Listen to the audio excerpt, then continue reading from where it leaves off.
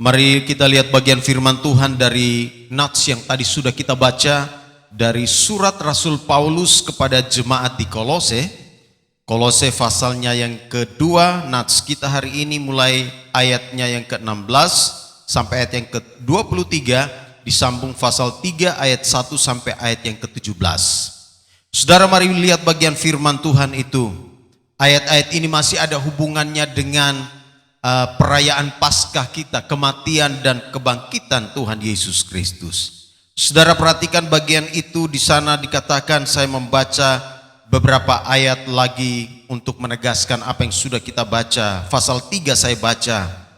Ayat pertama, karena itu kalau kamu dibangkitkan bersama dengan Kristus, carilah perkara yang di atas, di mana Kristus ada, duduk di sebelah kanan Allah. Pikirkanlah perkara yang di atas, bukan yang di bumi. Sebab kamu telah mati dan hidupmu tersembunyi bersama dengan Kristus di dalam Allah. Apabila Kristus yang adalah hidup kita menyatakan diri kelak, kamu pun akan menyatakan diri bersama dengan Dia dalam kemuliaan. Demikian pembacaan firman Tuhan bagi kita semua. Saudara-saudara yang kekasih dalam Tuhan Yesus Kristus, surat Kolose dan surat Efesus, saudara lihat Efesus dan Kolose, para ahli teolog menyebutnya sebagai surat kembar. Kenapa disebut surat kembar? Karena surat Kolose dan surat Efesus itu bahasanya itu mirip-mirip. Apa yang ditulis di dalam surat Efesus itu juga mirip dengan apa yang ditulis di dalam surat Kolose. Sebab memang penulisnya sama, yaitu Rasul Paulus, dan makanya disebut ini surat kembar. Perhatikan saudara-saudara yang kekasih dalam Tuhan Yesus Kristus, ketika kita membaca surat Kolose, maka jemaat Kolose ini berada di kota, di provinsi Romawi, wilayah Asia. Jadi waktu itu Romawi menguasai banyak daerah, dan salah satunya itu adalah kota Kolose ini. Dan tadi saya sudah sebutkan bahwa kota Kolose itu ada di satu kota provinsi wilayah Asia, provinsi dari Roma, itu di bagian barat, dan sekarang itu disebut Turki. Saya dengar Turki itu mau mengganti nama mereka dari Turki menjadi Turkey, karena itu ada sejarahnya. Lain waktu kita bicara mengapa dia ganti nama dari Turki ke Turkey. Nah, ini menarik sekali. Dulu kekristenan berkembang dengan luar biasa di Turki.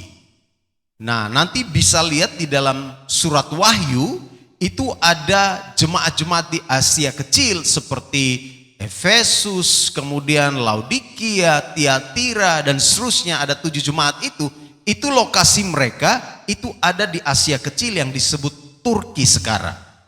Saya rindu satu waktu bisa jalan ke Turki untuk bisa lihat sejarah dari jemaat yang mula-mula, khususnya 7 jemaat itu. Perhatikan bagian firman Tuhan ini, saudara yang kekasih.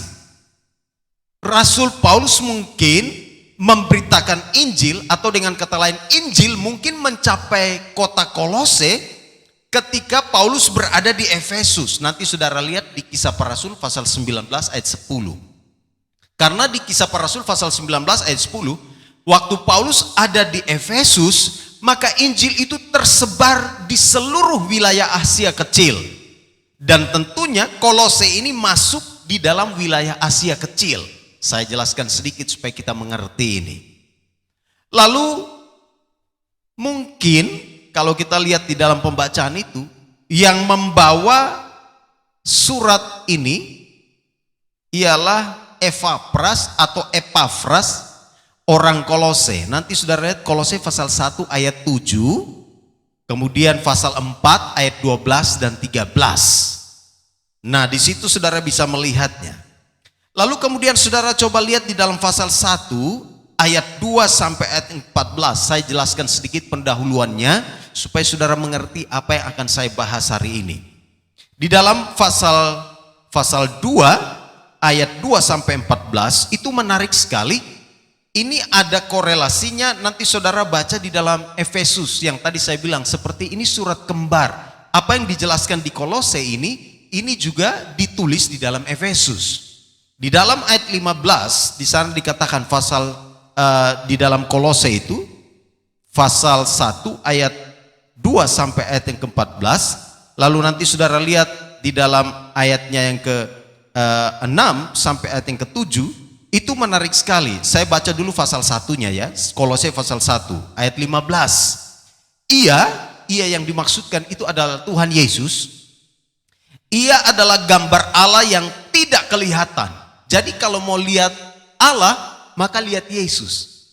Sebab Yesus itu adalah representasinya, gambar Allah yang tidak kelihatan, yang sulung, lebih utama dari segala yang diciptakan.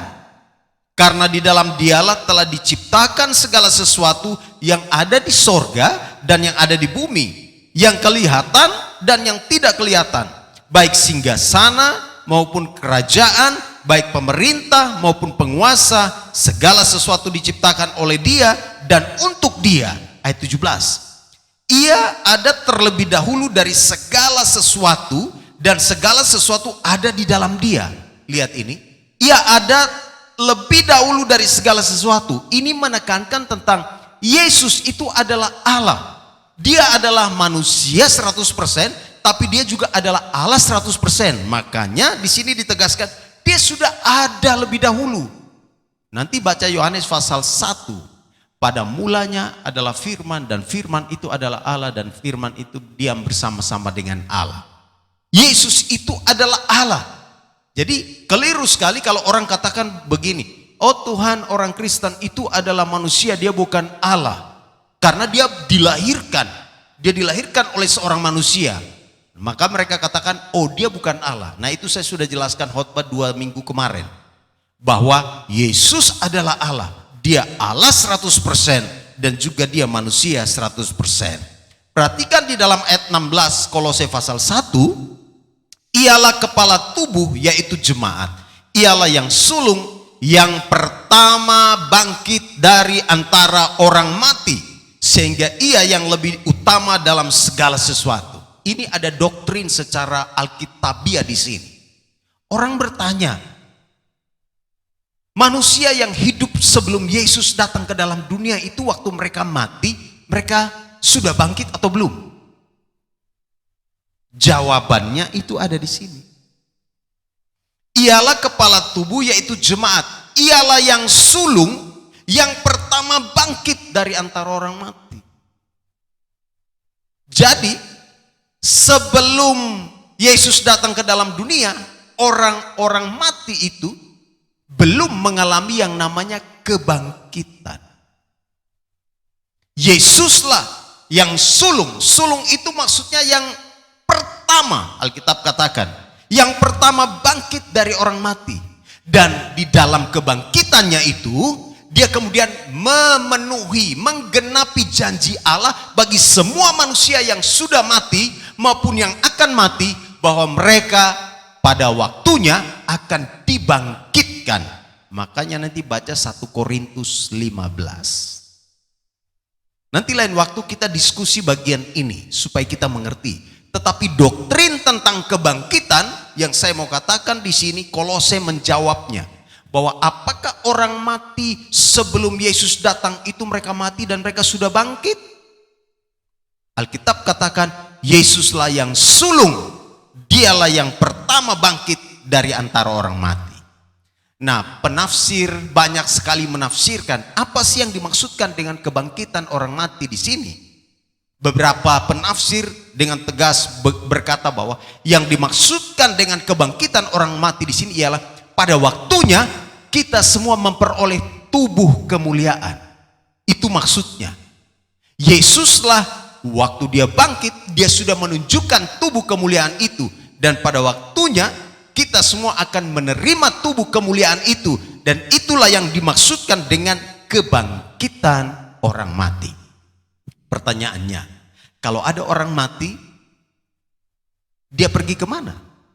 Ya jelas, kalau orang-orang yang hidup percaya kepada Tuhan Yesus sebagai Tuhan dan Juru Selamat secara pribadi, waktu dia mati, dia langsung pergi menikmati kemuliaan sorga. Dia tinggal bersama-sama dengan Tuhan Yesus dalam kemuliaannya. Itu jawabannya clear. Nah, urusan tubuh kemuliaan ini, apakah dia sudah memiliki tubuh kemuliaan atau tidak? Nah, itu kan yang tadi saya katakan, misterinya di situ. Tapi kalau kita mau pakai jawaban ini ialah pada waktunya kita semua akan mengalami kebangkitan, dalam arti kita akan dipakaikan tubuh kemuliaan itu. Saudara-saudara, ini sedikit penjelasan untuk kita mengerti, karena ini ada hubungannya dengan Kolose pasal 2 nats kita yang kita baca. Perhatikan di dalam Kolose 2 ayatnya yang ke-6 sampai ayat yang ke-7, saya mau baca menegaskan ini. Kamu telah menerima Kristus Yesus Tuhan kita. Jadi waktu Paulus bilang kamu telah menerima Yesus Kristus, dia bicara kepada jemaat yang sudah ada di dalam Kristus. Dia tidak bicara kepada orang yang belum percaya Yesus. Dia berbicara kepada mereka yang sudah percaya. Maka dia katakan, kamu telah menerima Kristus Yesus. Karena itu, karena kamu sudah terima Yesus, karena itu hendaklah hidupmu tetap di dalam Dia.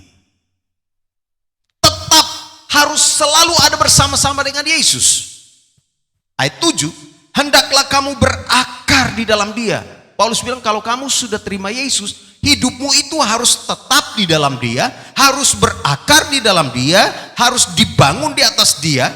Hendaklah kamu bertambah teguh dalam iman yang telah diajarkan kepadamu, dan hendaklah hatimu melimpah dengan syukur. Ini ciri orang yang sudah ada di dalam Kristus. Penegasannya di dalam pasal 2 yang saya baca ini. Saudara-saudara yang kekasih dalam Tuhan Yesus Kristus, orang-orang yang hidupnya telah ditebus dengan darah Yesus yang sangat mahal, perhatikan pasal 2 ayat yang ke-13. Atau mulai dari ayatnya yang ke-12. Karena dengan Dia kamu dikuburkan dalam baptisan. Oke? Baptisan itu ketika seorang dibaptis, ketika seorang ditenggelamkan di dalam air, maka dia dikuburkan. Alkitab katakan itu. Dia dikuburkan dalam baptisan. Maksudnya ini melambangkan dosa-dosanya sudah turut dikuburkan bersama-sama dengan Yesus dalam kematiannya. Dan ayat 12, dan di dalam Dia kamu turut dibangkitkan juga oleh kepercayaanmu. Perhatikan ayat itu. Dan di dalam Dia kamu turut dibangkitkan juga oleh kepercayaanmu kepada kerja kuasa Allah yang telah membangkitkan Dia dari antara orang mati. Ayat 13. Kamu juga meskipun dahulu kamu mati oleh pelanggaranmu dan oleh karena tidak disunat secara lahiriah, telah dihidupkan Allah bersama-sama dengan Dia sesudah Ia mengampuni segala pelanggaran kita dengan menghapuskan surat hutang yang oleh ketentuan-ketentuan hukum mendakwa dan mengancam kita, dan ditiadakannya dengan memakukannya pada kayu salib. Saya perlu menjelaskan ini supaya orang-orang Kristen, kita semua mengerti hidup orang yang telah ditebus itu seperti apa. Ini tema kita hari ini. Hidup orang yang ditebus, cara hidup orang yang ditebus itu seperti apa sih? Tadi dikatakan di dalam Kolose pasal 2, kamu telah menerima Kristus, kamu harus begini, kamu harus begitu, dan seterusnya. Nah, kita yang telah ditebus dengan darah Yesus yang sangat mahal itu, cara hidup kita itu harus seperti apa? Perhatikan ayat 18. Janganlah kamu biarkan kemenanganmu, minggu kemarin saya sudah jelaskan. Bagi orang-orang Roma, kematian Kristus di salib itu kekalahan. Mereka berkata bahwa Kristus sudah kalah. Dia sudah dikalahkan.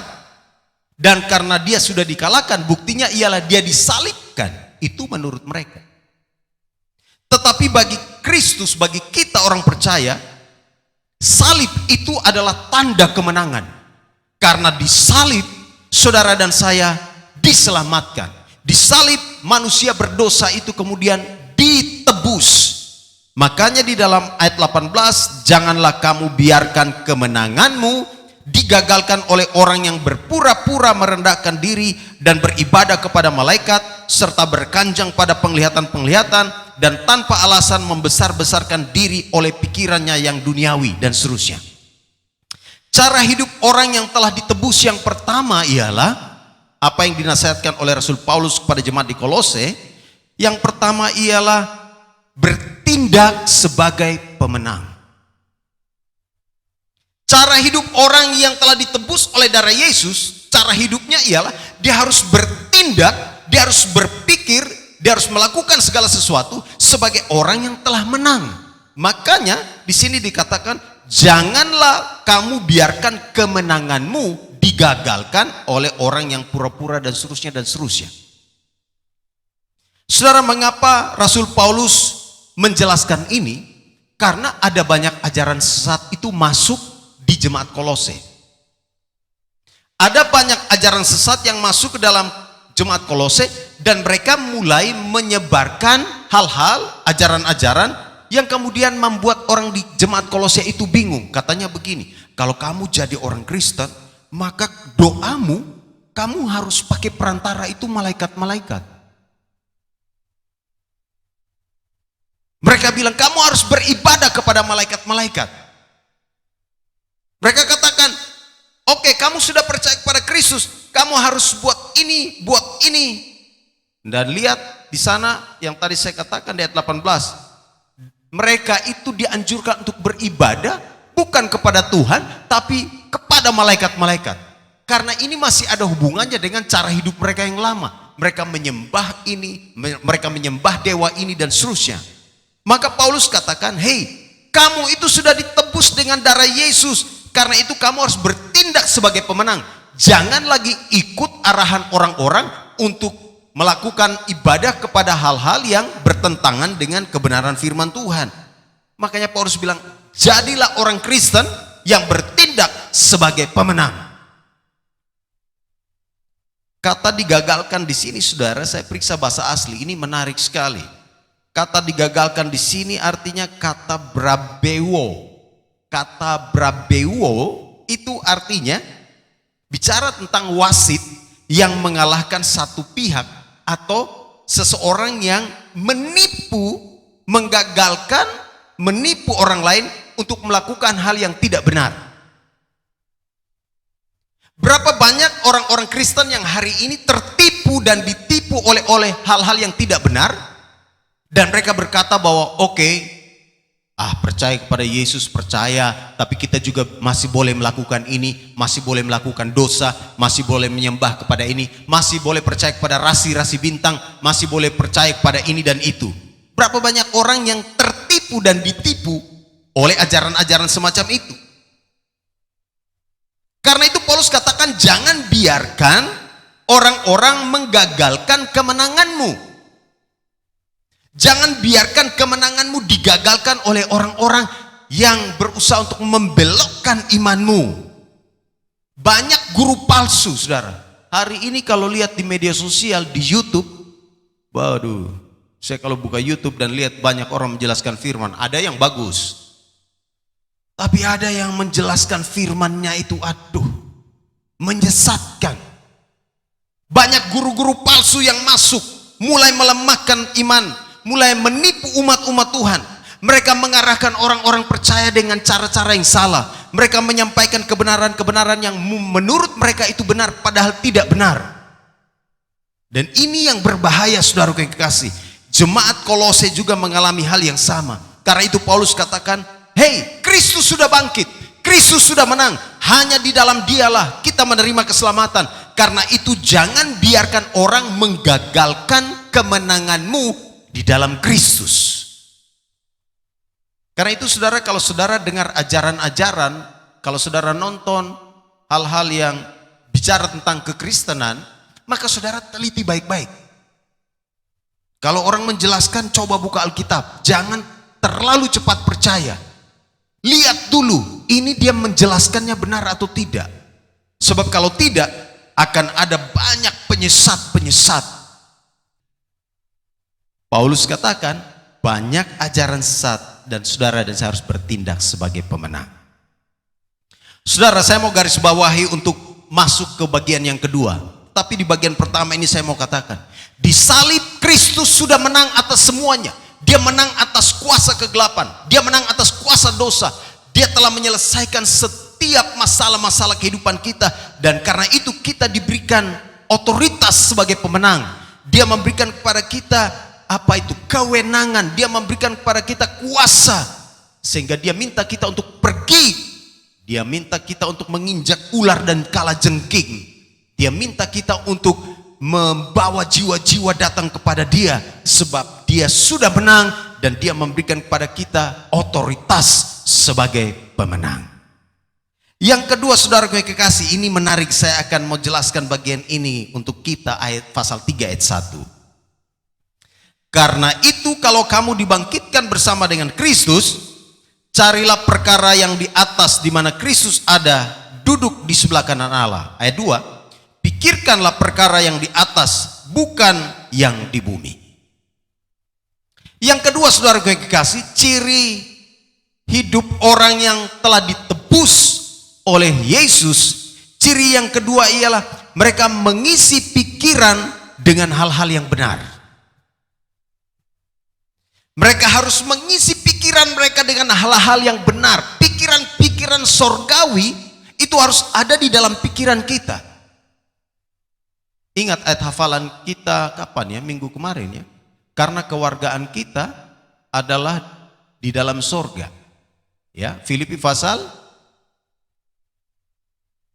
minggu lalu, Filipi pasal, ya pokoknya itulah. Ya, karena kewargaan kita itu, Filipi pasal yang ketiga ayat 20, karena kewargaan kita adalah di dalam sorga, dan dari situ juga kita menantikan Tuhan Yesus Kristus sebagai juru selamat.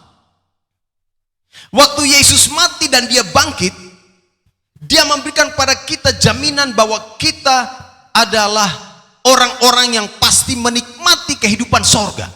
Ingat, kita ini warga negara sorga. Jadi orang-orang yang memiliki warga negara sorga itu tidak gampang. Makanya ingat khotbah saya 2 atau 3 minggu kemarin, saya tanya, mereka yang sedang mengurus untuk jadi warga negara itu tidak gampang. Itu sulit sekali.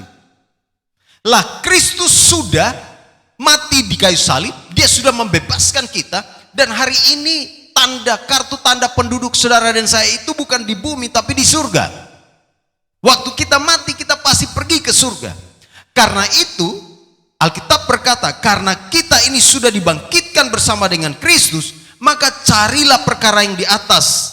Ayat 2, pikirkanlah perkara yang di atas. Maksudnya apa? Orientasi berpikir kita bukan hanya sekedar berpikir untuk hal-hal di bumi, tapi mulai berpikir untuk hal-hal yang di atas, hal-hal yang sifatnya sorgawi. Mengerti maksudnya?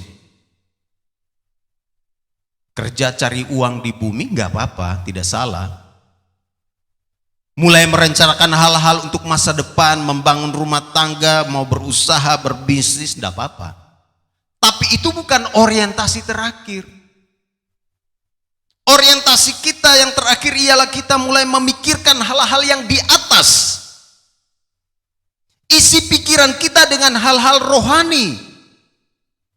Carilah perkara yang di atas. Makanya ada ayat firman Tuhan juga yang tegas. Saya masih ingat ini, kita punya ayat hafalan juga ya.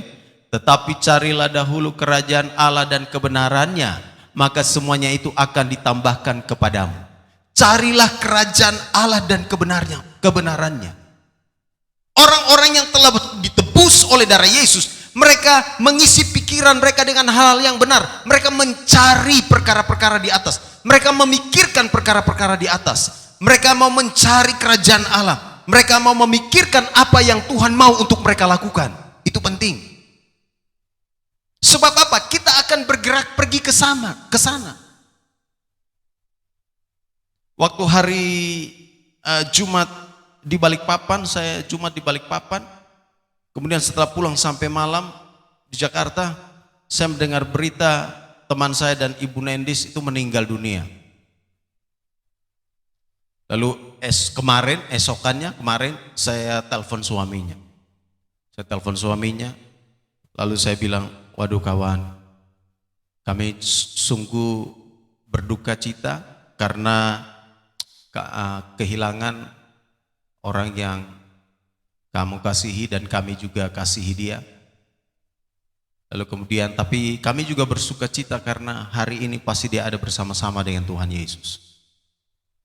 Saya bicara cukup singkat dengan teman saya itu di handphone. Lalu saya bilang gini, Tuhan memberkati kamu ya, Tuhan menolong semua prosesi supaya bisa jalan dengan baik. Di satu sisi kadang-kadang memang kita mengalami duka cita yang dalam. Tetapi waktu seseorang yang kita kasihi meninggal atau dipanggil oleh Tuhan, kita harus menaruh di pikiran kita bahwa orang itu sekarang dia pergi berjumpa dengan Bapa di surga. Orang yang meninggal di dalam Tuhan, dia pasti pergi berjumpa dengan Tuhan dalam kemuliaannya. Itu salah satu hal yang harus kita isi dalam pikiran kita, supaya akhirnya jangan kita kemudian bersedih terlalu lama, jangan akhirnya kita seperti orang-orang yang kehilangan pengharapan. Kita harus tahu bahwa kapanpun Tuhan memanggil kita, karena kita sudah dibangkitkan bersama dengan Kristus, kapanpun dia memanggil kita, pasti kita akan pergi menghadap dia dan kita akan tinggal bersama-sama dengan dia di dalam kemuliaannya.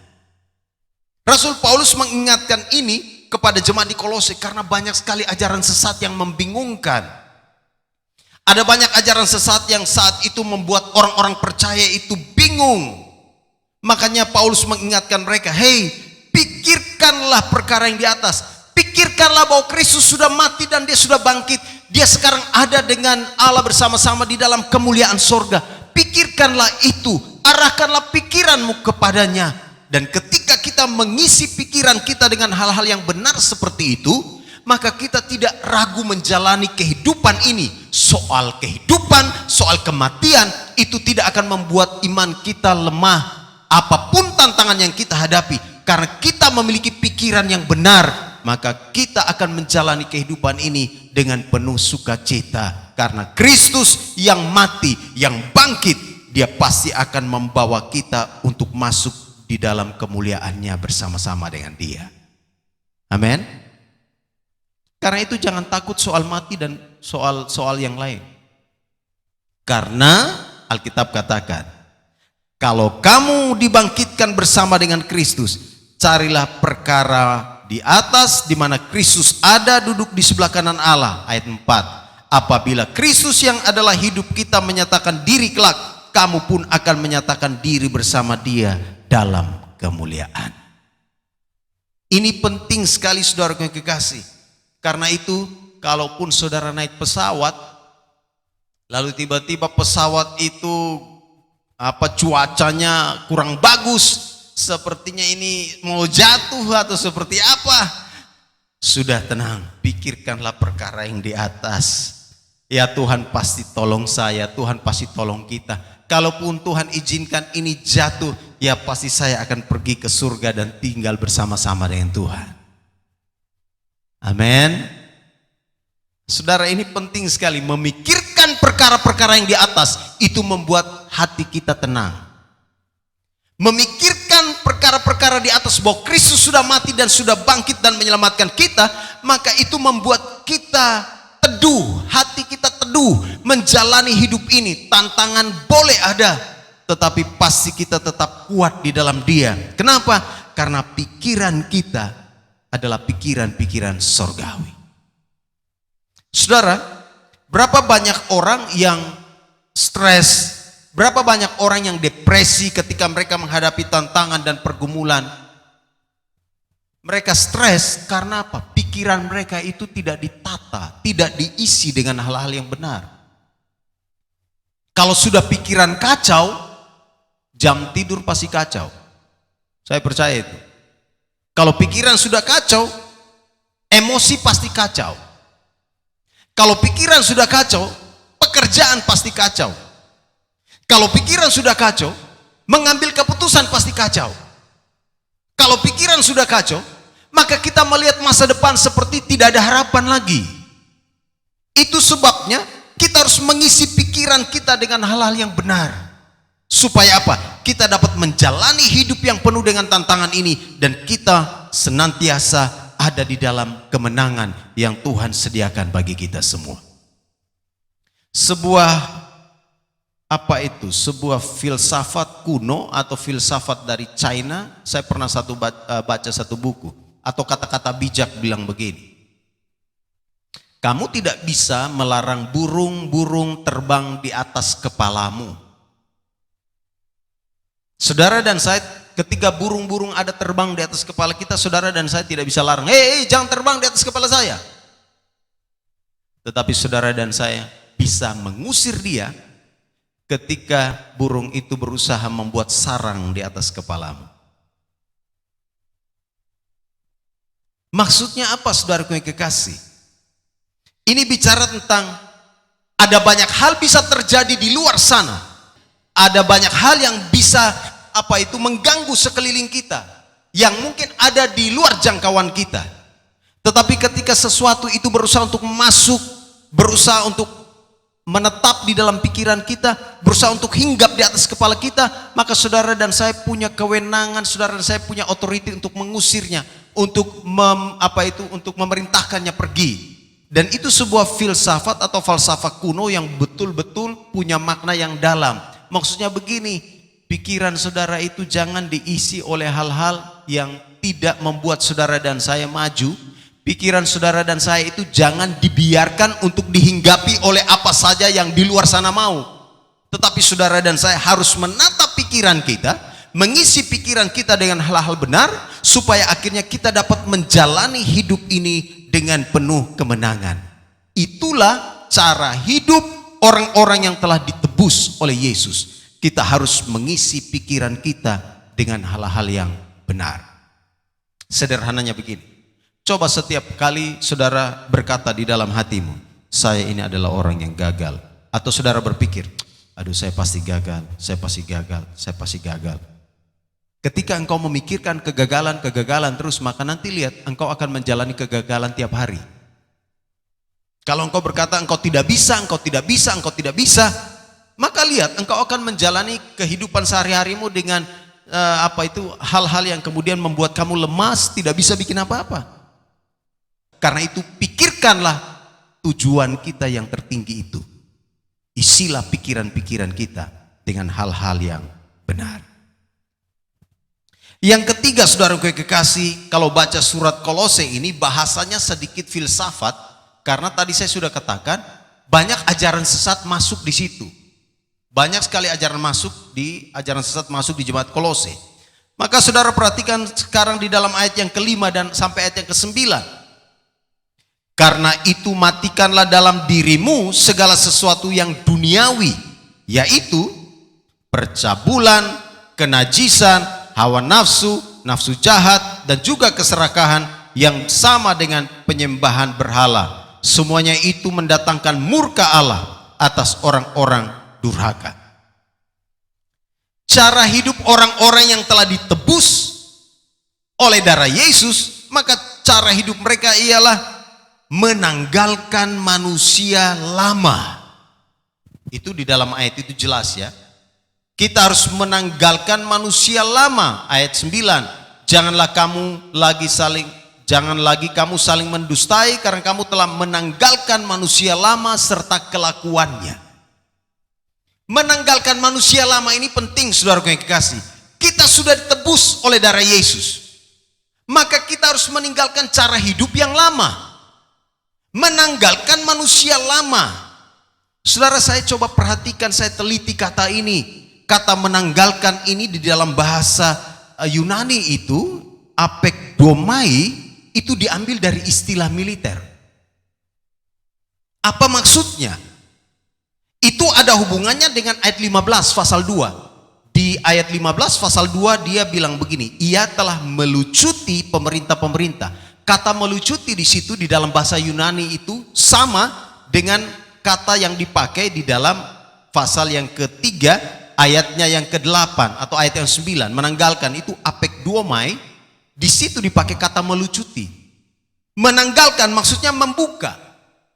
Nah, dalam istilah militer kata menanggalkan atau kata melucuti ini bicara tentang hal ini, saudara. Dengarkan baik-baik. Kalau sebuah peperangan itu terjadi, maka pihak yang menang itu biasanya mengambil semua barang atau semua benda milik yang kalah, serta melucuti semua senjata milik mereka, dan orang-orang itu dijadikan tawanan. Saya ikuti berita ketika Rusia menduduki satu tempat di Ukraina, lalu kemudian tentara-tentara Ukraina sudah tidak bisa bikin apa-apa, kemudian mereka menyerah, maka tentara-tentara Rusia itu melucuti persenjataan mereka. Sekarang mereka menjadi tawanan, mereka menjadi barang rampasan. Dan lihat, mereka kemudian ditawan. Semua yang ada pada mereka, senjata-senjatanya itu ditanggalkan, dilepaskan. Dan sekarang mereka tidak punya apa-apa lagi. Itu maksudnya kata apekdomai ini. Menanggalkan manusia lama. Waktu Yesus disalib, dia menanggung dosa-dosa kita. Ayat itu katakan, dia sudah memakukan semua surat hutang kita, itu disalib. Jadi surat hutang kita, dosa kita itu diambil, pakai istilah literal saja, dosa kita diambil oleh Yesus, dan semua dosa kita itu diambil, dipakukan di kayu salib. Ayatnya yang ke-14, saudara lihat pasal 2, dia menghapuskan surat hutang yang oleh ketentuan-ketentuan hukum mendakwa dan mengancam kita, dan itu ditiadakannya dengan memakukannya pada kayu salib.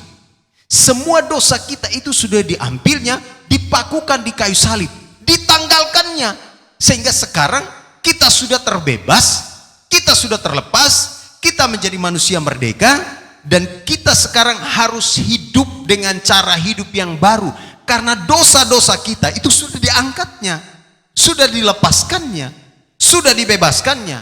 Dan itu sebabnya Paulus bilang begini, karena Yesus sudah menyelesaikan semua hutang dosamu, maka kamu harus matikan dalam dirimu segala sesuatu yang duniawi.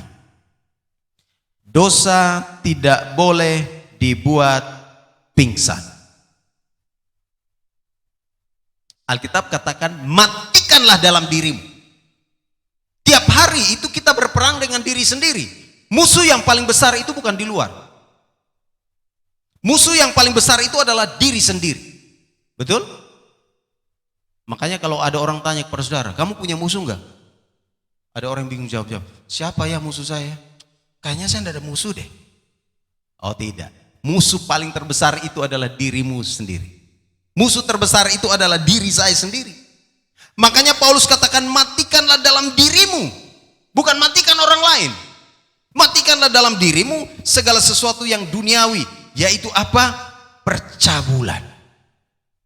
Wow, kalau lihat media sosial hari ini, maka percabulan itu merajalela di mana-mana. Perhatikan orang-orang yang main-main yang gerakan-gerakan yang seperti TikTok beberapa detik, itu gaya-gaya mereka tuh gaya-gaya erotis paling banyak. Betul? Dan itu diiklankan.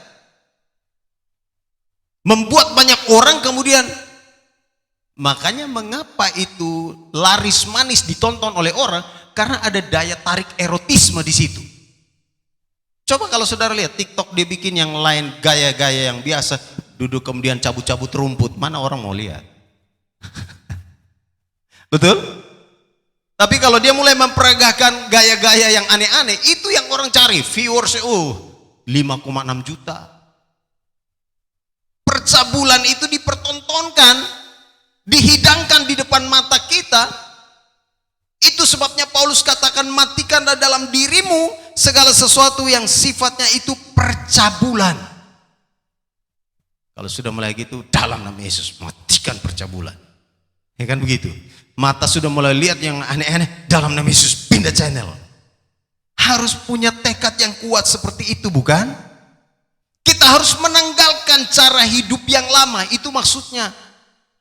Paulus katakan, matikanlah dalam dirimu segala percabulan, kenajisan. Najis ini maksudnya yang kotor-kotor, pikiran yang kotor, perkataan yang kotor, nafsu jahat, Alkitab katakan, juga keserakahan. Orang serakah ini banyak sekali. Rasul Paulus katakan, itu semua sama dengan penyembahan berhala. Definisi percabulan, definisi kenajisan, definisi hawa nafsu, keserakahan, itu sama dengan, artinya apa? Equal. sama dengan penyembahan berhala. Orang yang masih suka melakukan percabulan, suka hidup dalam kenajisan, maka dia sama dengan penyembah berhala yang tidak kenal Tuhan. Kalau mau sederhanakan ayat itu. Maka Paulus katakan, matikanlah dalam dirimu. Matikanlah dalam dirimu segala sesuatu yang najis, yang kotor, yang cabul. Cabul ini, percabulan ini yang disebut tadi itu bahasa Inggrisnya itu, bahasa Yunaninya porneia. Itu porneia itu kemudian ditransliterasikan ke dalam bahasa Indonesia, itu artinya porno. Cabul itu bahasa Yunaninya porneia. Porneia itu langsung ke bahasa Indonesia itu porno, atau bahasa Inggrisnya itu fornication. Porno, pikiran porno, pikiran cabul, pikiran zina, persetubuhan di luar nikah, itu porno. Porneia. Paulus katakan, matikanlah di dalam dirimu hal-hal yang kotor, najis. Akar tarsia itu uncleanness, itu artinya yang tidak bersih. Lalu saudara lihat hal-hal yang sifatnya dosa itu dijelaskan dengan panjang lebar di sana. Tetapi sekarang buanglah semuanya itu, yaitu marah. Marah, yang tukang-tukang marah itu. Ya. Jangan jadi habit, sedikit-sedikit marah. Marah dan amarah itu dua hal yang beda. Kalau marah itu, oke, Yesus pernah marah enggak? Tuhan Yesus pernah marah enggak? Pernah atau tidak? Kapan? Betul, waktu dia lihat orang tidak menghormati kekudusan bait suci, waktu dia melihat orang berdagang di bait suci sampai orang mau beribadah sudah tidak bisa, kotor, bau tai merpati, bau kotoran kambing, bau kotoran semuanya. Yesus marah. Dia bilang, ini rumahku akan dijadikan rumah doa, kenapa kamu buat begini? Dia jungkir balikan semua itu, meja-meja pedagang, semua itu. Kalau di film itu kan ada. Dia jungkir balikan semuanya. Itu marah, marah yang begitu itu bukan dosa namanya. Tetapi yang dimaksudkan dengan marah di sini, marah yang dimaksudkan di sini ialah thumos, bahasa Yunaninya thumos, fierceness itu artinya ganas, buas, kebencian. Pernah lihat orang marah sampai ganas sekali? Pernah? Nah, itu dia masuk kategori thumos. Kalau marah dan melihat sesuatu yang tidak benar itu nggak apa-apa. Oh, memang kamu salah, nggak bisa ini. Ini harusnya benar tuh begini-begini. Kamu salah, kamu salah. Oke, itu masih wajar. Tapi kalau sudah sampai ganas, saudara terjemahkan sendiri, ganas itu kayak apa? Alkitab katakan ini harus dimatikan. Matikan di mana? Di sini. Begitu dia mau bangkit, mati kamu, mati kamu, mati. Saya matikan kamu. Kan begitu. Sudah mulai mau ganas, dalam nama Yesus saya matikan semuanya. Semua yang sifatnya amarah, geram, saya matikan dalam nama Yesus. Diam lagi, lemas. Ya kan? Mengapa? Karena Kristus sudah mati dan bangkit. Dia sudah memberikan kemenangan. Saudara dan saya punya otoritas untuk mematikan segala keinginan daging. Yesus sudah menang, maka saudara dan saya pasti menang untuk mematikan semua keinginan daging. Manusia lama, Alkitab katakan itu, buanglah semuanya. Saudara perhatikan di dalam ayat itu. Buanglah semuanya itu. Ayat 8, tetapi sekarang buanglah semuanya itu. Perhatikan ya, ini bagus. Matikan, baru buang. Di ayat 5 bilang, matikan, buang. Buat dia tidak berdaya, singkirkan dari dalam dirimu. Buang itu jauh-jauh, buang semuanya keluar. Marah, geram, kejahatan, fitnah, kata-kata kotor yang keluar dari mulutmu. Waduh, kata-kata kotor nih kayak mana nih? Pernah saudara emosi saking saudara sudah panas, semua kata-kata itu keluar dari mulutmu. Hah? Paulus bilang ciri orang yang ditebus, mereka bisa menguasai diri. Ingat Galatia ya. Galatia itu buah-buah roh ialah yang terakhir penguasaan diri. Makanya biasanya saya senang sekali kalau saya pernah bertemu di dalam satu acara, kemudian ada suami istri itu yang baik sekali. Mereka suaminya sudah emosi minta ampun, kemudian istrinya cubit-cubit. Ya kan? Udah mau meledak-meledak langsung dicubit. Diam lagi. Bagus ya. Ada rem-rem. Kalau kamu punya pasangan juga begitu. Kamu lihat-lihat dia. Kalau dia sudah mau ganas, cubit dia, colek dia. Sudah cubit. Kan saling menolong. Penolong itu kan saling menolong kan? Saling mengingatkan. Gitu. Saudara, Paulus katakan buang semuanya itu. Semua kata-kata yang keluar dari mulut kita yang sifatnya kotor, jahat, dusta. Waduh, hari ini banyak sekali orang yang gampang sekali berdusta. Makanya ada lagu bilang, lagu dunia katakan, memang lidah tak bertulang, tak terbatas kata-katanya. 1000 jalan, 1000 janji, lain di bibir, lain di hati. Hati-hati orang-orang yang suka keluarkan kata-kata manis, biasanya jangan-jangan ada selipan-selipan dusta di situ. Ya kan? Jangan terlalu percaya orang yang terlalu memuji-muji Anda terlalu banyak. Saya kalau orang sudah mulai puji saya terlalu banyak, saya hati sudah mulai bertanya-tanya. Ada maunya ini kayaknya. Pasti ada selipan-selipan yang lain ini. Saya tinggal tunggu endingnya saja ini. Jika ya, katakan ya. Jika tidak, bilang tidak. Sebab kalau tidak ya dan tidak itu datang dari setan. Betul? Paulus katakan buanglah semuanya itu. Ayat 12. Karena itu sebagai orang-orang pilihan Allah yang dikuduskan dan dikasihinya, kenakanlah belas kasihan. Ini dia. Kasih, kemurahan, kerendahan hati, kelemah lembutan, dan kesabaran. Setelah dimatikan semua manusia lama dan dibuang semua sifat-sifat duniawi, Paulus katakan sekarang kenakanlah manusia baru. Alkitab itu jelas ya. Dia katakan karena itu sebagai orang-orang pilihan Allah yang dikuduskan dan seterusnya, kamu harus hidup. Perhatikan di dalam ayat 14, dan di atas semuanya itu kenakanlah kasih sebagai pengikat yang mempersatukan dan menyempurnakan dan seterusnya. Di ayat 10 saya loncat ke atas tadi. Jangan lagi ayat 9, jangan lagi kamu saling mendustai karena kamu telah menanggalkan manusia lama serta kelakuannya dan telah mengenakan manusia baru yang terus-menerus diperbaharui. Mengenakan manusia baru ini ada hubungannya dengan istilah dunia fashion.